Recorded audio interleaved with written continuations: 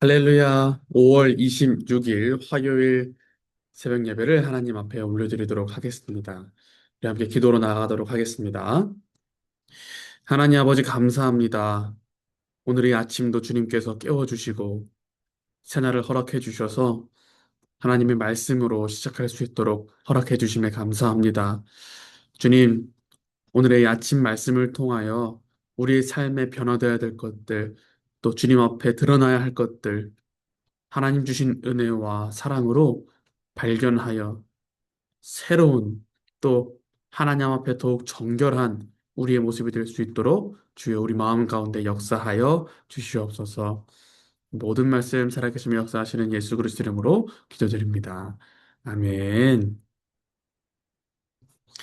오늘 우리에게 주신 하나님의 말씀은 호세아서 10장 1절부터 8절까지의 말씀입니다. 이스라엘은 열매 맺는 무성한 포도나무라. 그 열매가 많을수록 재단을 많게 하며 그 땅이 번영할수록 주상을 아름답게 하도다. 그들이 두 마음을 품었으니 이제 벌을 받을 것이라. 하나님이 그 재단을 쳐서 깨뜨리시며 그 주상을 허시리라. 그들이 이제 이르기를 우리가 여호와를 두려워하지 아니하므로 우리에게 왕이 없거니와 우리 왕이 우리를 위하여 무엇을 하리요 하리로다. 그들이 헛된 말을 내며 거짓 맹세로 언약을 세우니 그 재판이 바디랑에 돋는 독초 같으니로다. 사마리아 주민이 벳 아웬의 송아지로 말미암아 두려워할 것이라. 그 백성이 슬퍼하며 그것을 기뻐하던 제사장들도 슬퍼하리니 이는 그의 영광이 떠나감이며 그 송아지는 낫수로로 옮겨다가 예물로 야렙 왕에게 드리리니 에브라임은 수치를 받을 것이요 이스라엘은 자기들의 계책을 부끄러워할 것이며 사마리아 왕은 물 위에 있는 거품같이 멸망할 것이며 이스라엘의 죄 곧 아웬의 산당은 파괴되어 가시와 찔레가 그 제단 위에 날 것이니 그때에 그들이 산더러 우리를 가리라 할 것이요 작은 산더러 우리 위에 무너지리라 하리라.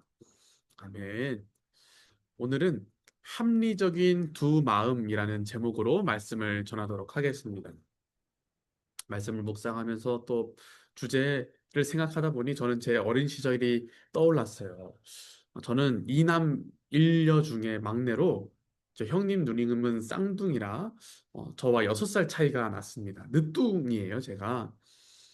다른 사람들은 모르겠지만 저희 형님 누님 특별히 저보다 한참 다들 나이가 많았던 친가 식구들은 명절이 되면 그 한참 어린 저를 놀리는 재미에 다들 푹 빠져 있었습니다. 먼저는 가장 감사하게도 어릴 적에 제가 예수님의 사랑을 경험하고 그 사랑에 되게 푹 빠져 있었어요. 그래서 친척들에게 제가 늘 나는 나중에 커서 목사가 될 거야. 누구를 제일 사랑해? 예수님을 제일 사랑해 라고 말을 했던 기억이 나요. 그런 제 모습을 보고 놀리고 싶었는지 늘 저에게 와서 이런 장난을 칩니다. 제가 TV에 보고 사람들이 이렇게 막 손가락을 하는 것을 어려워해라고 해서 저도 이렇게 혼자 따라하니까 갑자기 저를 손가락질하면서 왕아 왕아 예수님 있는 사람은 그렇게 막 손가락으로 그러면 안 되는데 큰일 났네 우리 왕이 왕아 목사 될 사람이 그런 장난감 가지고 놀면 안 되는데 예수님 믿는 사람이 그러면 안 되는 거 몰랐어? 큰일 났네. 그런 장난을 치면 정말 가슴이 철렁했습니다. 밤잠을 설쳤어요. 나보다 한참 큰 형 누나들이 나는 잘 모르고 있던 하나님에 대한 이야기를 알고 있는 건 아니야? 아닌데, 나 큰일 났네. 나 진짜 예수님 사랑하는데. 지금 생각해보면 모두 우스운 장난이었지만, 그때 그 어린 시절의 저에게는 정말 가슴이 철렁 내려앉는 큰 충격이었어요. 정말 집에 가서 막 고민했어요. 어떡하지? 어떡하지? 내가 지금 어떻게 해야 되지? 누구에게나 무언가를 배워가는 처음은 존재합니다. 우리 신앙도 마찬가지죠. 교회 생활하는 것이 아니라 하나님을 알아가고 사랑하는 것에도 당연하게도 다들 단계가 있습니다. 그리고 어른이 되었지만 제가 어릴 적에 그 경험했던 경험처럼 하나님에 대한 지식과 정보와 경험이 없기 때문에 잘못된 신앙을 하는 성도님들도 종종 목격하게 됩니다. 열심과 뜨거움은 있을지라도 열심히 교회를 섬기는 것 같아 보여도 하나님에 대한 오해로 비롯된 잘못된 신앙이 목격됩니다. 하나님께서는 오늘 본문 안에서 이스라엘 백성들을 이 두 마음을 품은 마음에 대해서 경고하시는 장면입니다. 먼저 짧게 이 배경을 설명드리자면 남유다와 북이스라엘이 갈라지고 나서 북이스라엘들은 어, 하나님의 축복 아래에서 굉장히 풍족한 자원을 얻었어요. 잘 먹고 나름 잘 살았어요. 그들은 그것을 잘못된 방법으로 하나님을 섬깁니다. 먼저는 북이스라엘은 남유다와 북이스라엘이 갈라진 그 지리적인 특성 때문에 두 곳에 산당을 설치해요. 북쪽에는 단, 남쪽에는 하나님의 집이라고 옛날에 불리던 그 베델에 산당을 세웁니다. 사실은 그래서는 안 되었습니다. 하나님이 원하시던 것이 아니었어요. 어떤 명령도 말씀도 하시지 않았지만, 아, 됐어, 괜찮아. 야, 우리가 제사장 세워, 괜찮아. 네가 해. 야, 야, 야, 예루살렘까지 밑으로 내려갈 필요 없어. 남유다까지 가지 마. 내가 북쪽이랑 남쪽에 아주 적절한 곳에다가 산당을 세워둘게. 거기서 너네들이 잘 보일 수 있도록 정말 편하게 믿을 수 있도록 신앙심도 내가 더해줄 금송아지도 내가 만들어줄게. 거기로 가. 거기로 가. 하나님이 명령하시지도 않고 원하시지 않았던 그 산당에서 하나님이 기뻐하실 예배와 제사가 드려질 수 있었을까요? 그들은 그곳에서 하나님도 섬기고 우상도 섬겼습니다. 열왕기상 12장 28절에서 29절 말씀입니다. 이에 계획하고 두 금송아지를 만들고 무리에게 말하기를 너희가 다시는 예루살렘에 올라갈 것이 없도다. 이스라엘아, 이는 너희를 애굽 땅에서 인도하여 올린 너희들의 신들이라 하고 하나는 베델에 두고 하나는 단에 둔지라. 여러분, 만일 어떤 교회가 십자가 옆에 정말 멋지고 세련된 금송아지, 아니 어쩌면 정말 잘 만들어지고 세련된 부처 동상을 세워뒀다고 생각해 봅시다. 그리고서 얘기하는 거예요. 아, 우리 교회는 이 시대에 맞춰서 이 다른 종교에게도 굉장히 열려 있는 교회입니다. 언제든지 누구든 와서 불교인들도 와서 우리 교회 안에서 조용하고 음향도 좋고 좋잖아요. 그들도 와서 마땅히 존중받을 수 있도록 우리 사회가 같이 이 공간을 쉐어해야죠. 이렇게 얘기한다면 어떤 마음이 드시겠습니까? 여러분, 잘 아시는 것처럼 이스라엘 백성들은 출애굽 당시에 수천 명이 희생되었던 그 금송아지 숭배를 알면서도 사람들의 입맛과 사람들의 시선과 사람들의 마음을 사로잡기 위해서 그 산당에 하나님을 예배하는 그 산당에 금송아지를 놓고 이거 하나님이야. 이거 하나님이야. 괜찮아. 여기서 해도 괜찮아. 그때 그 애굽에서 우리를 인도했던 하나님이 이 금송아지야. 잘 믿기 쉽지. 보이지. 너네들 잘 알지. 이 소가 아주 큰 힘과 능력을 행하는 거 그런 의미야. 그런 뜻이야라고 표현하는 거예요. 참 어리석어 보이지 않습니까? 하지만 어, 물론 시대적 상황에 따라 인터넷도 없고 인쇄술이 발달하기 전이라서 책과 문자를 볼 일은 더더욱 없는 그들에게 누군가가 이거 괜찮아, 이래도 괜찮아라는 것이 더 큰 힘을 가지고 있었을 것입니다.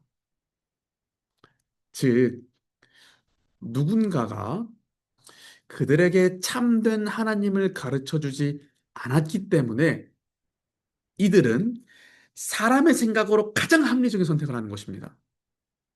사람이 할 수 있는 가장 세련되고 합리적인 선택을 이들이 하고 있는 거예요. 생각해 보세요. 하나님의 시선을 떠난다면, 그냥 우리가 그때 그 고대 근동으로 그냥 우리가 타임머신을 타고 들어간다면, 이스라엘 백성들이 선택한 이 방법이, 오, 굉장히 세련됐네? 굉장히 열려있네라고 생각할 수 있습니다. 타국의 문화를 받아들이고요. 새로운 정치 시스템, 낡은 그 종교와 이 신탁을 맡겼던 그 정치 시스템을 버리고 다른 국가와 교류하고 정치적인 입지를 활용해서 다른 국가들이 우리를 공격하지 않을 수 있도록 동맹을 맺습니다. 사람들의 신앙도 잘 유지할 수 있도록 이전에 엄청 엄격하게 유지되고 죄로 판명이 되고 처벌까지 받았던 것들을 다 뜯어고쳐서 신앙생활도 마음도 잘 위로받을 수 있고 또 편하게 예배드릴 수 있는 동시에 나름대로 그들은 스스로 하나님을 믿고 있다라고 생각할 수 있는 시스템을 북이스라엘이 만든 거예요. 여러분, 우리의 삶도 마찬가지입니다.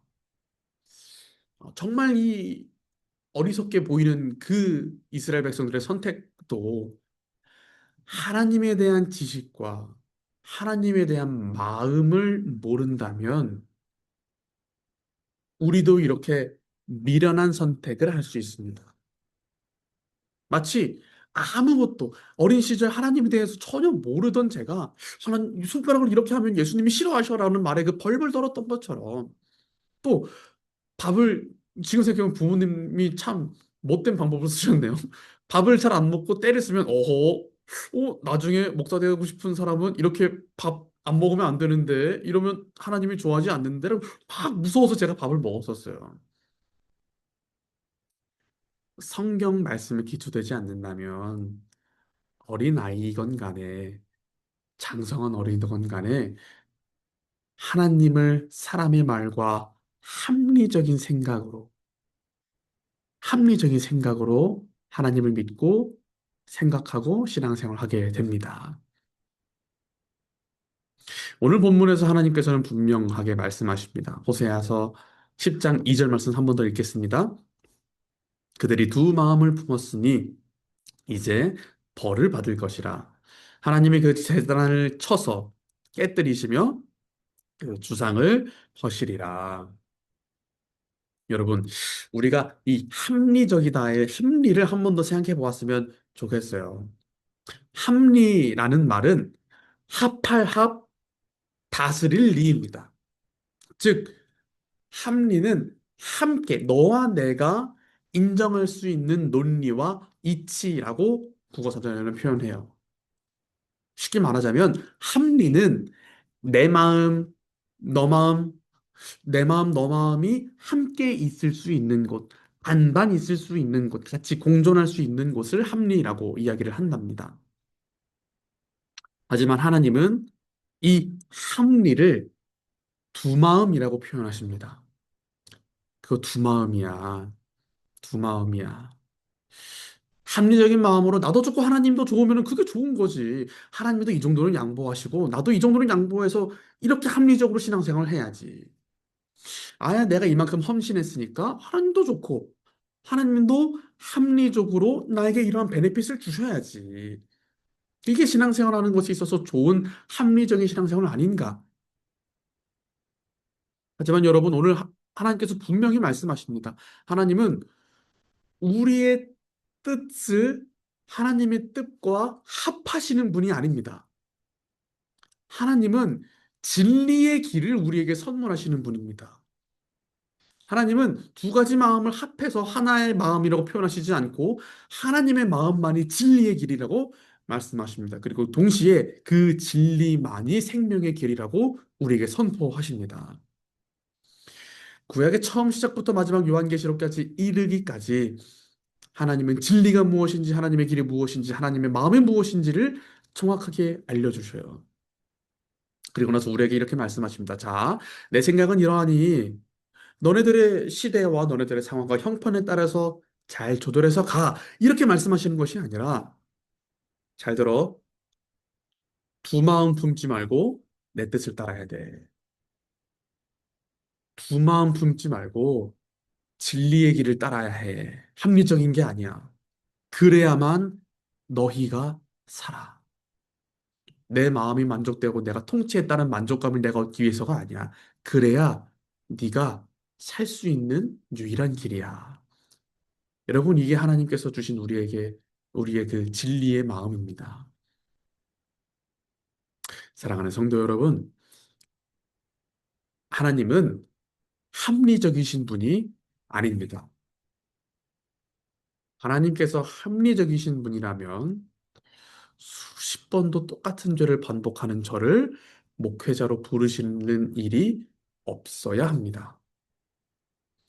하나님께서 합리적이신 분이라면 자신의 독생자를 십자가에 매달고 마땅히 지옥에 빠져야 할 우리를 건져낼 선택을 하시지 않았을 것입니다.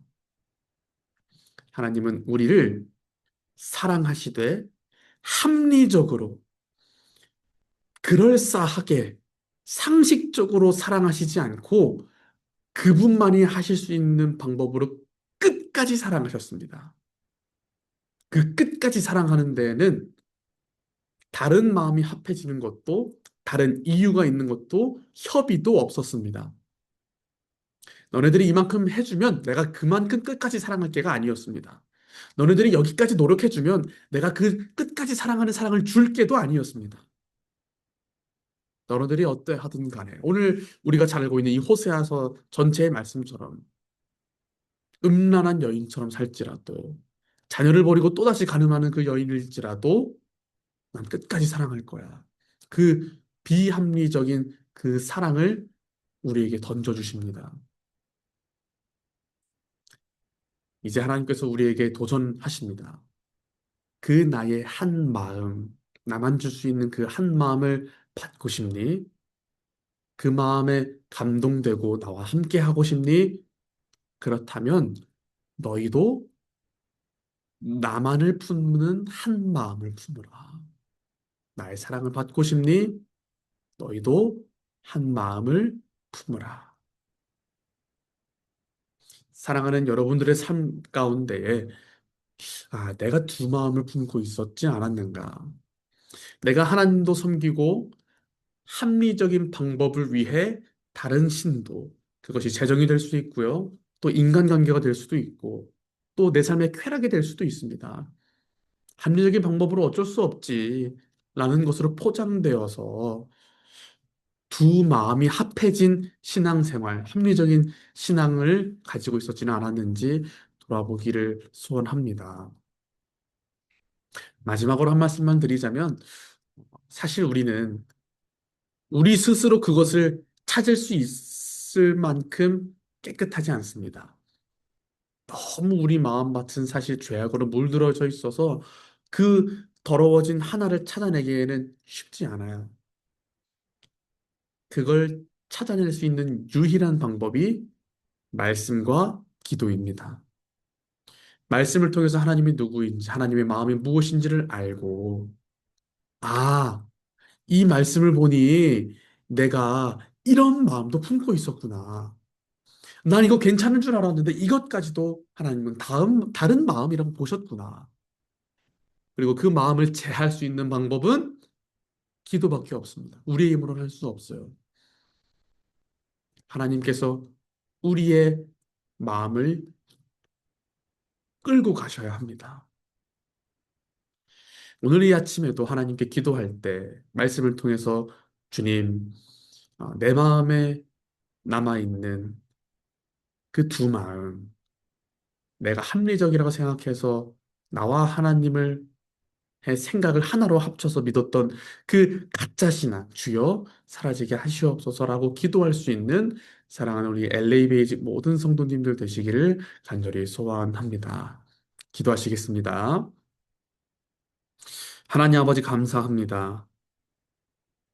내 마음에 하나님과 하나님이 아닌 것이 합해져 또 다른 우상을 만들었진 않았는지 돌아봅니다. 우리가 이스라엘 백성들을 볼 때 너무 아둔해 보이고 미련해 보일지라도 그들에게 있어서 가장 합리적이었던 방법처럼 하나님 보시기에 우리가 그렇게 미련한 자처럼 살아가고 있지는 않은지 돌아봅니다. 주님, 우리 스스로 그것을 해결할 수 있는 능력은 없으나 주님께서 우리를 사랑하시되 끝까지 사랑하셔서 우리가 기도하고 마음문을 열 때 주님께서 우리 삶 가운데 찾아와 주님께서 갱신시켜 주실 줄 믿습니다. 주님, 우리 마음에 찾아오셔서 하나님의 마음을 선물하여 주시옵소서. 이 모든 말씀 살아계시며 역사하시는 예수 그리스도의 이름으로 기도드립니다. 아멘. 하늘에 계신 우리 아버지여, 이름이 거룩히 여김을 받으시오며 나라가 임합시오며 뜻이 하늘에서 이루어진 것 같이 땅에서도 이루어지니라. 오늘날 우리에게 일어날 양식을 주시옵고 우리가 우리에게 죄 지은 자를 사하여 준 것 같이 우리 죄도 사하여 주시옵고 우리를 시험에 들게 하지 마시옵고 다만 악에서 구하시옵소서. 나라와 권세와 영광이 아버지께 영원히 있사옵나이다. 아멘. 오늘의 삶 가운데에서도 하나님 주신 마음으로 살아갈 수 있는 모든 성도님들 되시기를 소원합니다. 감사합니다.